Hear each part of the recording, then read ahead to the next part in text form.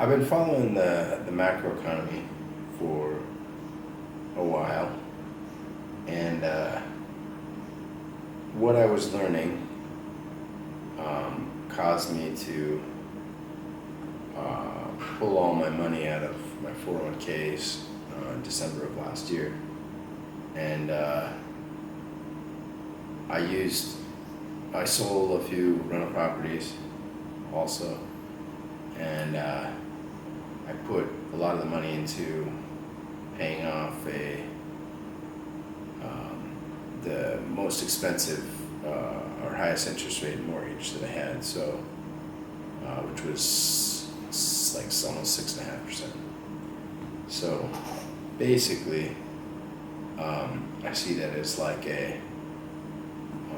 putting your money into a CD or something that's paying 6%, which, based on this last year's economy, I'd say is pretty good. Where I got 6% on most of the money that I could have had in the market and gotten, negative 20% or negative 30%, or worse if I had been invested in tech. But I saw that coming because I've been a long-term appreciator of value investing, and I invest in real estate more than stocks. So, previously there'd been a lot better return in real estate, but lately, even whether for value investing or real estate, there just hadn't been a lot of deals to obtain because the prices are just ridiculous.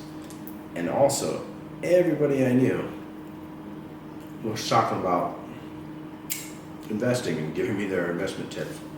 Like guys that, no offense, but they're not the sharpest tools in the shed. Everybody was making money. You said, man, with the Case-Shiller PE ratio being at the highest, aside from the dot-com bubble, the highest historically since 1929, right before the crash, and the Buffett indicator being way above the norm, inverted yield curves.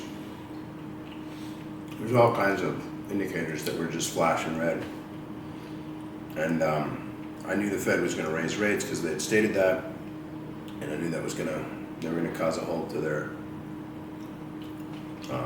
quantitative easing policies, and it was all going to reverse course. Tried to warn my parents, tried to warn my friends, my family, but few people care to listen to boring macroeconomic stuff. Nor do they think that,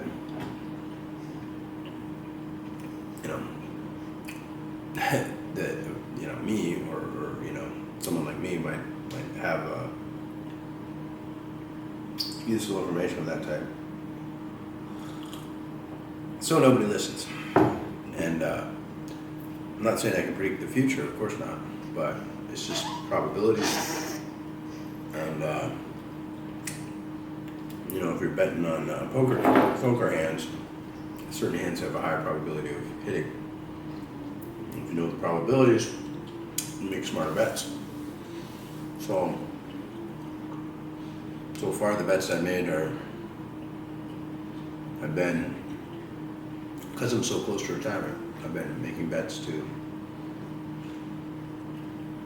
maintain my wealth or grow it slowly in this next couple of years, rather than be greedy and lose out a lot when I felt like there was a lot of high risk in the market. So that turned out okay. The other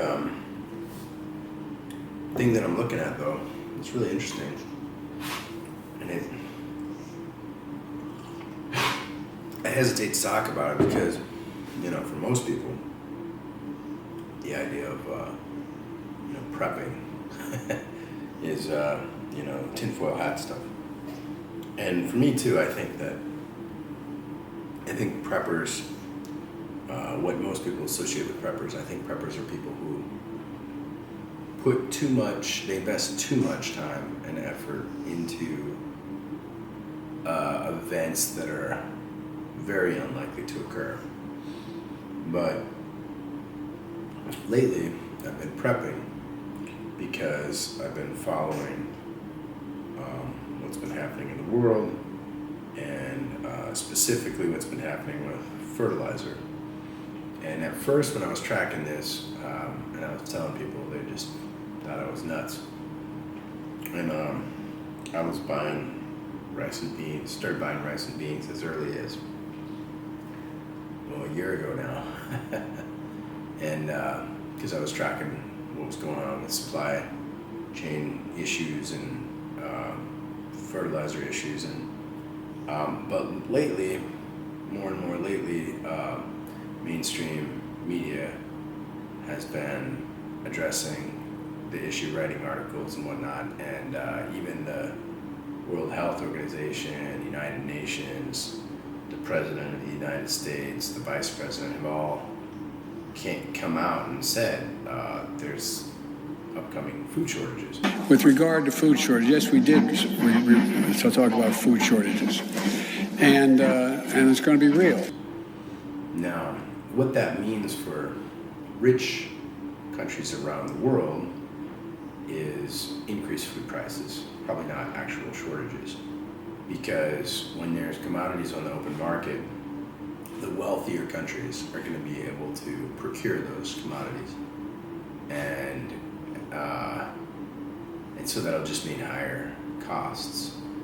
But in economies where people live on, a few dollars a day, higher costs means no food, or could mean no food, or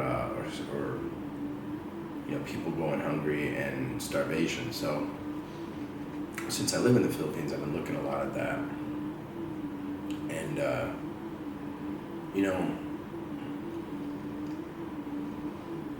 there's Philippines is a net importer of food, meaning they don't produce enough agricultural product to feed their own citizens. They're a net importer.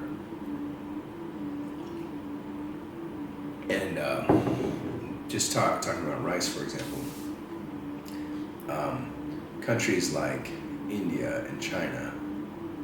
China had a drought this past year too, so those countries all know, all these countries know that there's this issue with fertilizer, which means yields are going to be less, which means there's going to be shortages. And they're doing food protectionism, so whether that's through massively increasing the export tax so that food is more apt to stay within the country, or just outright not allowing it to be exported. Other countries like Thailand and Vietnam that are big importers, big exporters, but they export to the Philippines. The Philippines imports from them rice, for example. They've lately colluded, not in a bad way, but colluded to raise their prices because of the increased fuel costs and the increased fertilizer costs.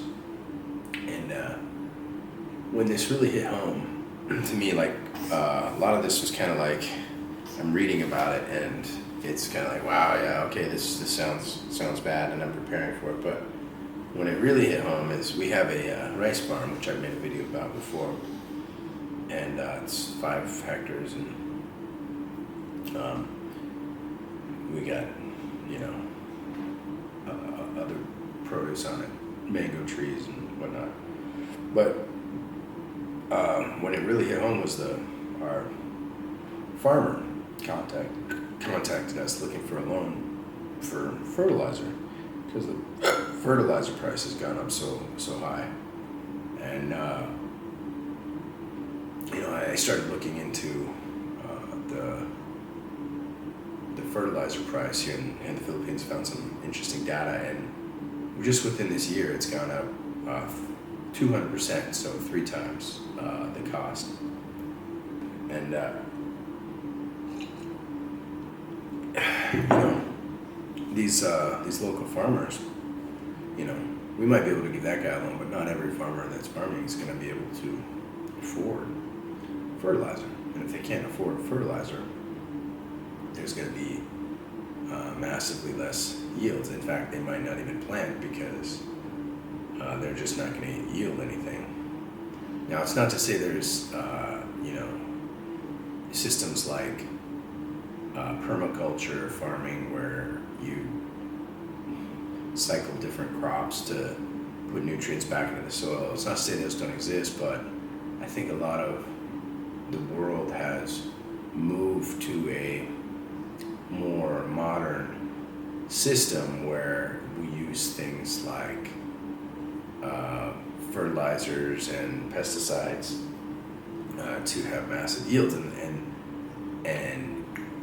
the knowledge for something like permaculture has, to many farmers, been lost because the other system's been used at least for a generation, even in places like the Philippines. And even if the knowledge isn't completely lost, changing over to a system like that takes knowledge and skill and time. And the problem is that all of those are lacking at the moment. So, I also was looking at the published inflation rates that have been put out on you know, on all the countries in the world, and the Philippines the published rate, something like 5 or 6%, which was surprisingly low. And you know, I'm living here and I'm traveling from the States back to here, and so I get to see the prices going up. So that can't be right. Especially, for example, the Philippine peso went from like 48 to 59. Meaning, the dollar about a year ago was buying 48 pesos, and now it's buying like 59 pesos, and that in and of itself means that the U.S. dollar's grown in value relative to the peso by like 20%. And if the U.S. is published inflation is like 8% or close, somewhere between 8 and 9%, right? Which some people call like the CPI. They call it the CP lie because our the metrics that are used to create that data get tweaked to make it look less bad. And if you use like metrics from when the original CPI was created, there's a site called Shadow Stats that actually tracks the inflation based on the original metrics, and it's something like 17% or higher. But anyways, let's go with the 8%. If the U.S. has like an 8% inflation, but the U.S. or the peso has lost 20% of its value to the U.S. dollar just this year, and the U.S. has had 8% inflation, you would assume that the Philippines would have at least something like 28% inflation. And I was thinking, man, it's too bad that I don't have like data to see, like I didn't keep actual data to see like what the costs have actually gone up. And then I thought, wait a minute, I made videos last year, or about a year and 3 months, year and a half ago, something like that, going in detail, going through the grocery store in detail, and like looking at the cost, like there you can see it in the video. I say it in the video. We got 6 kilos for about $6 or $8, so it's like $3 US. And so I was like, oh yeah, I forgot about that. Let me go to the store again, look at all the same products, and compare how the costs have changed. So that's what I'll do here now. I'm gonna show before, from like year and a half ago to now, the cost differences. Now, I'm not saying that the 5 or 6% published inflation for the Philippines is wrong, because of course I access to whatever metrics or data that they're using to produce that. So I don't know. But what I am saying is my own experience increase in cost has gone up quite a bit, and the 28% I suggested seems more accurate. And as you'll see in some of the prices, some of the prices have gone up even higher in their percentages, at least regarding food costs. So I wanted to give you that comparison just so you can make up your own mind. And I'll also want to show some articles that talk about what I mentioned with the food insecurity that's coming up, and so you can make up your own mind. And then if you decide that there is a potential problem coming up, I wanted to point out that the preppers that people make fun of that idea are the ones that they invest too much time and energy into things that are likely never to happen.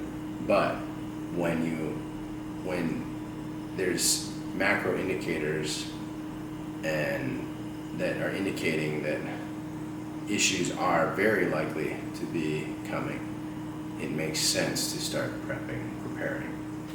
And there's some easy, cheap preparations you can make, such as buying, dry rice and beans at relatively cheap costs right now while they're available, and packing them in Mylar bags with oxygen absorbers.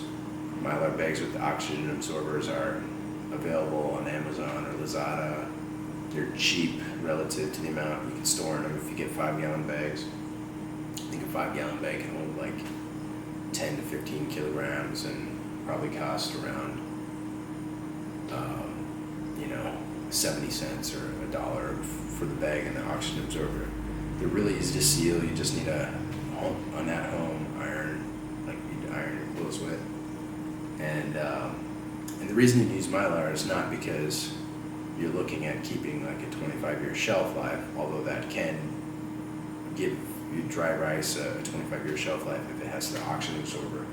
But the reason we use Mylar here in the Philippines is because a lot of times there's like grain weevils or things like that, rice weevils in the rice.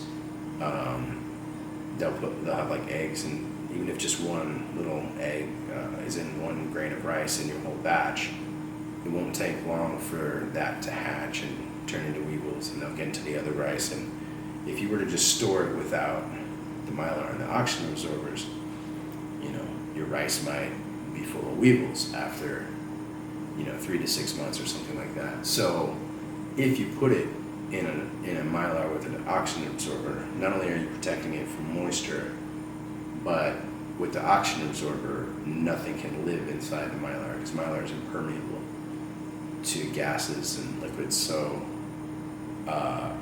it'll like the lack of oxygen will kill any insects. So even if a little egg hatched or something, nothing would live.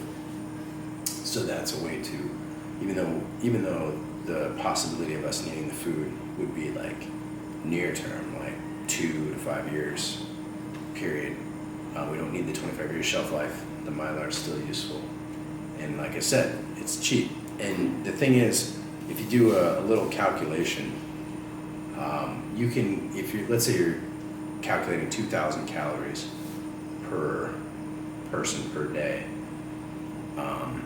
Now, I'm not saying rice is like, if you were eating just rice, it would be the healthiest thing. But for us here in the Philippines, especially with the farm and stuff, we would have certain access to proteins and fruits and stuff like that. So I want to, at least in the cheapest way possible, cover the base calorie needs. So if you get 2,000 calories per day to survive, the cost when you're buying something like dry rice in bulk, the cost for a man-year of food is something like $200. So, if you have a family of 5 for $1,000, you can buy a year's worth of food, and storing that much food in Mylar probably take you about, 5 to 10 hours of prep work. And so for a relatively low investment, you can buy a security like an insurance over, for a year's worth of food. So, I'm not saying go crazy, like, go build a bunker or get 25 years worth of food ready or something like that. But maybe a year's worth is a good idea if that price is, if you can afford $200 per person per member in your family. Maybe 2 to 3 years is even better if you have that kind of money. And another thing to think about, looking at these price increases that I'll show you in my video, even with the cost of the Mylar, even if we end up just not needing this stuff, and we just end up eating the rice we stored over the course of several years, just by the price increases, we'll have saved money. We'll certainly have done. It'll be a better investment than the market, right? Because the market's been going down, and it's likely to go down over the next year or two as well, potentially. So rather than take a loss on the money, like if you got $5,000 to invest, why not invest in food security, and you're buying the food at, a price that at a rate that might be going up 28% a year or whatever the inflation's going to be. So you're buying it now, locking in the low price before it gets hit by all that inflation. Because if you got 20% inflation, it's only going to take about three something years to double the price. So for me, that's a great investment. So anyways, that's my thoughts about getting ready and storing some food for some upcoming events that are not certain to happen, but have an increased probability of happening because of global things like the conflicts in Europe and other potential conflicts up ahead. And just look into, if you don't believe me, look into fertilizer shortages, and look at what the UN is saying, look at what the World Health Organization is saying. Maybe I'll throw in a couple clips of Biden talking about it. I don't know what else you need to believe that it's real, but, and like I said, if you're watching this from a place somewhere in the United States or part of the world that's better off, you might not ever see shortages on your shelves, but you're probably going to see increased prices. And so it might make sense economically to do what I'm talking about. But if you live in places like Philippines or countries where that aren't as rich and are net importers of food, you may want to consider doing a little preparation. That's all I'm saying. Anyways, cheers. I'll see you on the next one. Good to see you again, by the way, if you're back on my channel. And I know I haven't been a video in a long time, so welcome back. All right.